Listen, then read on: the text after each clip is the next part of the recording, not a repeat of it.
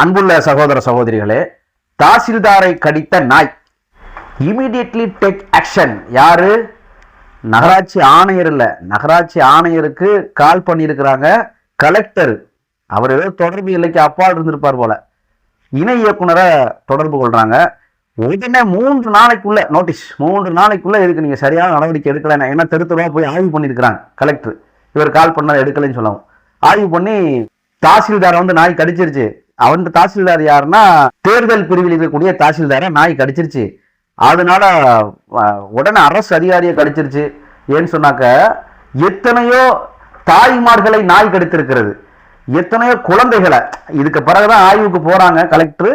குழந்தை, நாய், தாயி, குழந்தை, பெரியவர்கள், முதியவர்கள் இப்படிலாம் அவங்க எல்லாம் இருக்கும்போது நாய் துரத்திட்டு போறத பாக்குறாங்க. பார்த்துட்டு அப்புறம் தான் அவங்க 3 நாளைக்குள்ள நீங்க பதில் சொல்லல அப்படின்னா டேக் இமிடியட்லி ஆக்ஷன். அப்ப மற்றதுக்கெல்லாம் ரியாக்ஷனே இல்லை.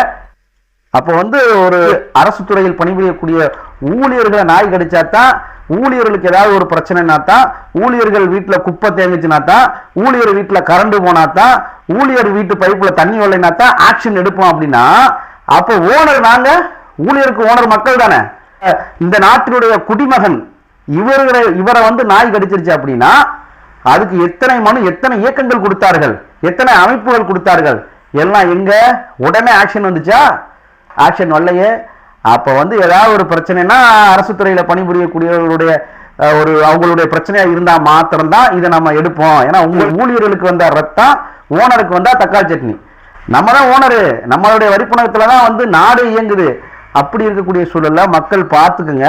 தயவு செஞ்சு அரசு துறை அதிகாரிகள், ஊழியர்கள் தான் டிபார்ட்மெண்ட்டுக்கு பிரச்சனை வரும்போது மாத்திரம் அதை துரிதமாக நடவடிக்கை எடுக்காம பொதுமக்கள் பிரச்சனையும் கருத்தில் கொண்டு, அவங்களும் மனுஷதான், அவங்களுக்கும் உணர்வு இருக்குது, உயிர் இருக்குது, வலி இருக்குது, வேதனை இருக்குது, அவங்களுக்கும் இதனால பிரச்சனை வருது, துன்பம் வருது என்பதை கருத்தில் கொண்டு அரசு துறையில் பணிபுரியக்கூடிய தோழர்கள், தோழிகள் நடவடிக்கை எடுக்குமாறு இதன் மூலமாக தெரிவித்துக் கொள்கிறோம்.